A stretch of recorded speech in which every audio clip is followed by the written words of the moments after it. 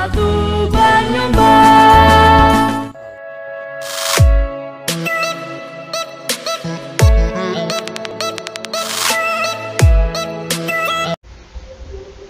Assalamualaikum warahmatullahi wabarakatuh. Selamat pagi anak-anakku. Jumpa lagi dengan saya Bu Sulis dalam pelajaran PKN. Hari ini kita akan belajar tentang menghargai keberagaman karakteristik. Sebelumnya, mari kita membaca doa lebih dahulu. Bismillahirrahmanirrahim. Semoga dengan bacaan doa tadi kita akan belajar lebih mudah dan diberi kepahaman yang dalam. Oke, kita lanjut.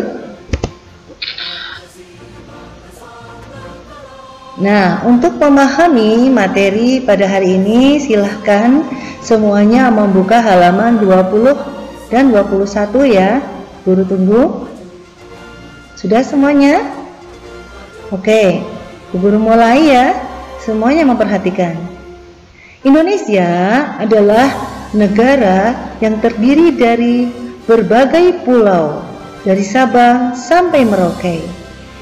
Semua pulau memiliki kekhasannya masing-masing, baik kepercayaannya, budayanya, seninya, adat istiadatnya, pakaiannya, makanan khas, rumah adat, senjata, tarian, nyanyian, semuanya memiliki kekhasannya masing-masing.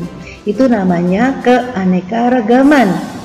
Keanekaragaman yang ada di Indonesia harus kita syukuri, sebab keanekaragaman tersebut hanya ada di Indonesia. Di negara yang lain tidak seperti di Indonesia. Di Indonesia, wah, begitu banyak keanekaragamannya. Nah, keanekaragaman itu harus membuat kita bersatu. Tidak boleh merasa diri paling hebat di antara keanekaragaman yang lain. Nah, sila pertama mencerminkan bahwa kita harus menghormati keanekaragaman tentang kepercayaan. Kepercayaan Indonesia atau agama itu ada 6 yang diakui, yaitu kamu boleh lihat di PowerPoint-nya: agama Islam, agama Kristen, Katolik, agama Hindu, agama Buddha, dan agama Konghucu. Kalian boleh lihat tempat ibadahnya juga berbeda-beda. Kemudian apa sih yang harus kita amalkan yang sesuai dengan pengamalan sila ke-1? Yang pertama, kita harus percaya dan bertakwa kepada Tuhan yang Maha Esa. Kemudian kita harus menghormati dan bekerja sama antara pemeluk agama. Tidak boleh membedakan. Kalau kita akan bekerja sama, harus dengan siapa saja. Kemudian kita juga harus membina kerukunan hidup di antara sesama umat beragama. Tidak boleh bertengkar atau saling mengejek. Kemudian kita juga harus mengembangkan sikap saling menghormati kebebasan menjalankan ibadah sesuai dengan agama dan kepercayaannya masing-masing. Dan kita juga tidak boleh memaksakan suatu agama kepada orang lain. Kemudian apa sih yang termasuk dalam pengamalan sila kedua? Sila kedua bunyinya apa coba? Ya betul, kemanusiaan yang adil dan beradab. Nah, sikap menghargai keberagaman juga bisa tercermin dalam sila kedua. Apa saja? Yaitu 1. Saling menghargai satu sama lain.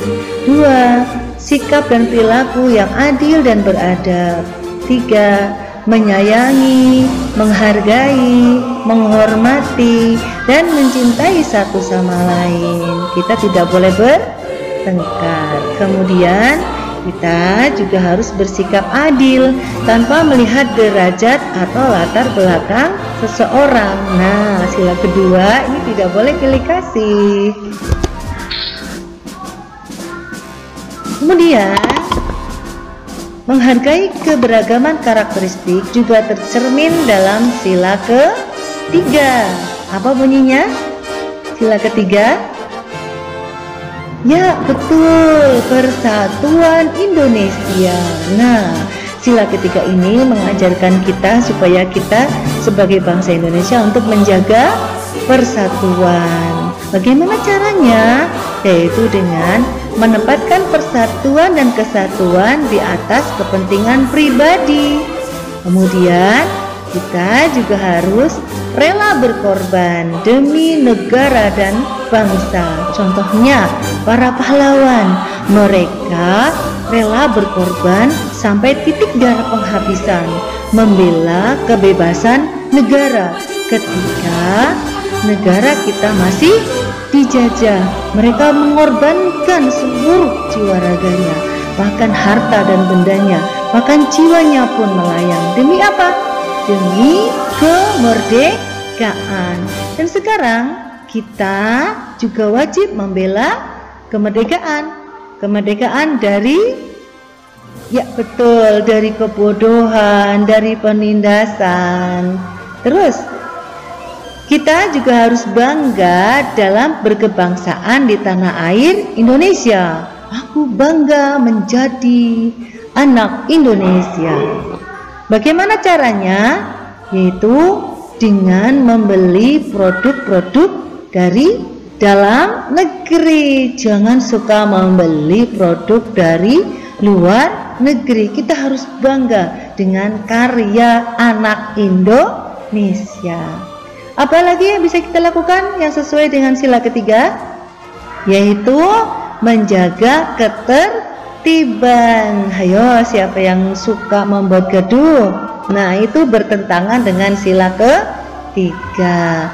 Di situ juga kita harus mengembangkan dan menumbuhkan persatuan Indonesia berdasarkan Bhinneka Tunggal Ika. Siapa yang tahu artinya Bhinneka Tunggal Ika?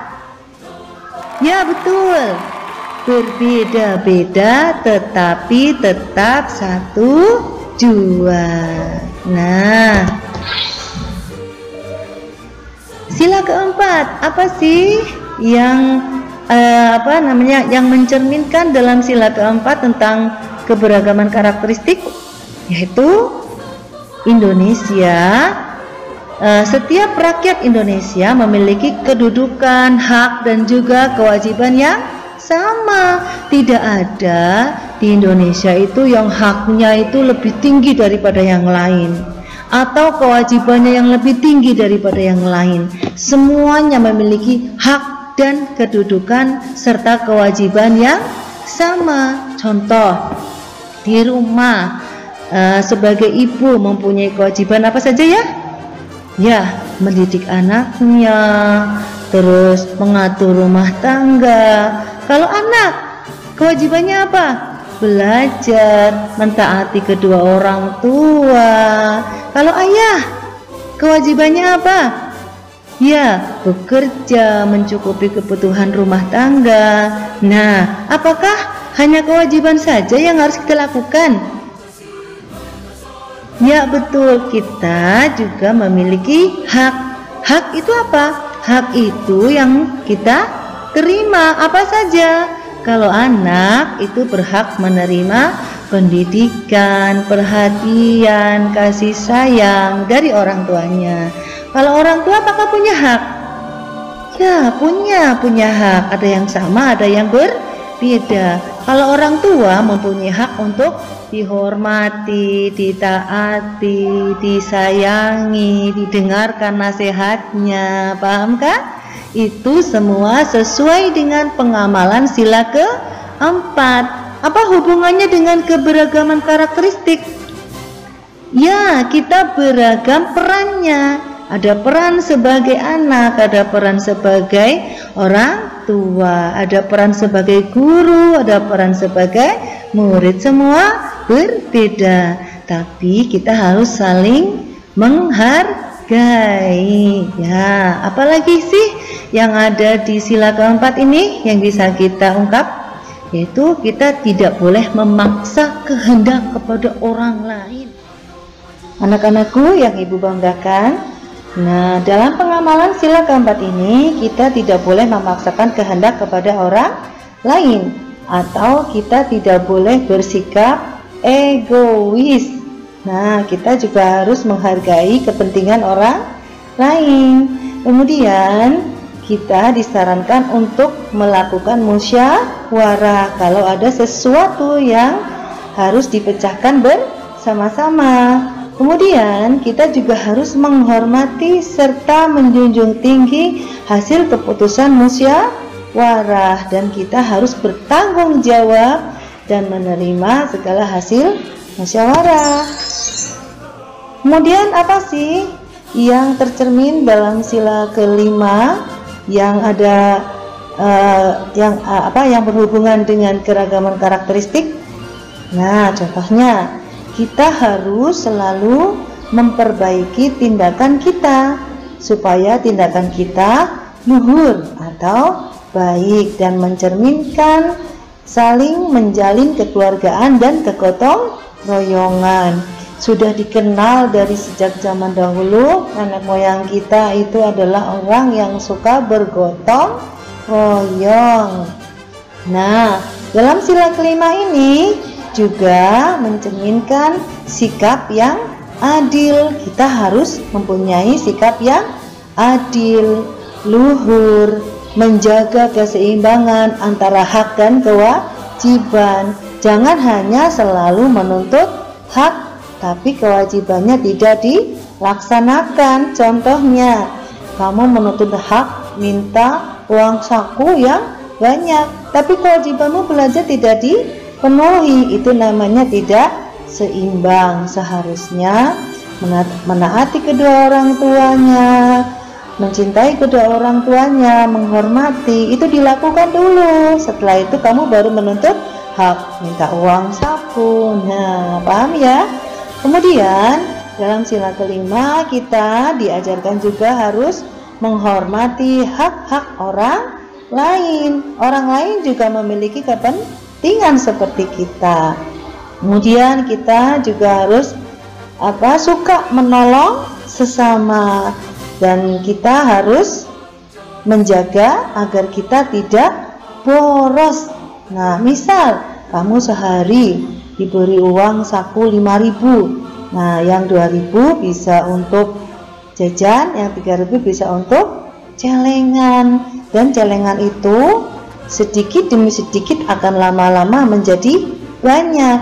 Nah, buat apa nanti menabungnya? Bisa buat membeli keperluan sekolah, bisa untuk membeli sepeda dan lain-lain. Kemudian kita walaupun mempunyai harta benda, tapi kita tidak boleh bergaya hidup mewah. Disarankan dalam sila kelima ini kita harus bergaya hidup sederhana, tidak boleh bermewah-mewahan. Kita juga harus melakukan perbuatan yang tidak merugikan orang lain dan tidak merusak tempat umum. Contohnya